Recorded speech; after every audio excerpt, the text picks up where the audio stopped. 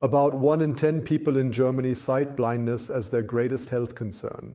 In Germany, blindness is defined as having a visual acuity of no more than 0.02% and visual impairment as having a visual acuity of no more than 0.3%. There are many causes that can lead to blindness, such as cataracts, glaucoma, retinal diseases like macular degeneration, or diseases of the cornea, the eye's cornea, the windshield of the eye. Cataract is a clouding of the eye's lens, which is also called cataract in medical terms. If we look at a model eye like this, right at the front we have the cornea. The white part is the sclera of the eye.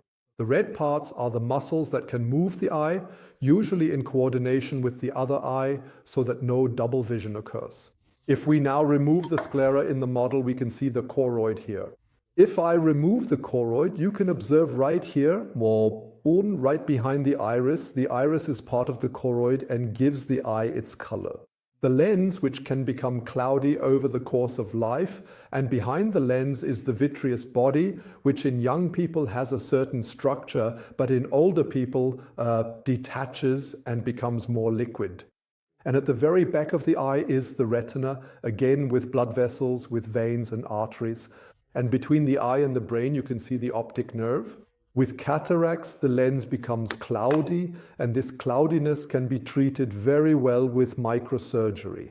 In Germany, about 800,000 of these procedures are performed each year. Worldwide, however, cataracts are still the #1 cause of blindness. This is mainly because, for example, developing countries, patients with cataracts cannot be treated well or at all. Glaucoma is a disease of the optic nerve, which is called glaucoma in medical terms. In this condition, there is a degeneration of the optic nerve, that is, the cable between the eye and the brain. A patient suffering from glaucoma only experiences symptoms at a late stage. These symptoms are mainly losses in parts of the visual field. We have patients in whom, out of the original 1.2 million optic nerve fibers, only 100,000 remain, and the others are irretrievably lost and cannot be restored to the patient by any therapy. Patient does not recognize anything.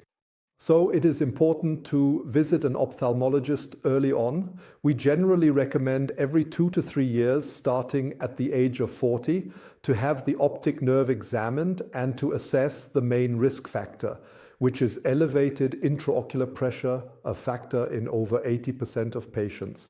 1 in 20 people over the age of 70 suffers from glaucoma. Retinal diseases can also lead to blindness. The most common of these is macular degeneration, which affects about 1 in 3 patients over the age of 70. Here you can see the macula, the area of sharpest vision and where reading takes place. You can easily perform the diagnosis yourself at home over time using this Amsler test. The patient looks monocularly by covering one eye at this grid, fixes their gaze centrally, and then checks whether the lines are straight everywhere or wavy in some places. And if they are wavy, it is highly likely that macular degeneration is present, at least in older patients. In that case, it is strongly recommended to see an ophthalmologist to determine whether treatment is necessary. Diseases of the cornea can also lead to blindness. There are a variety of possible causes that can affect one of the 5 layers of the cornea, the windshield of the eye. I am thinking of scars after infections caused by viruses, bacteria, or protozoa. I am also thinking of injuries such as chemical burns. I am also thinking of genetic diseases such as Fuchs's endothelial dystrophy. It affects the innermost layer of the cornea. In addition to these various treatable diseases, there are also untreatable conditions such as genetically determined diseases of the retina, but also of other tissues of the eye. Even these patients can usually be helped, for example, through associations for the visually impaired and the blind, which are very knowledgeable about assistive devices to make life easier for such people. In any case, it is important that if you experience an acute loss of vision, you go to an ophthalmologist and get immediate advice there.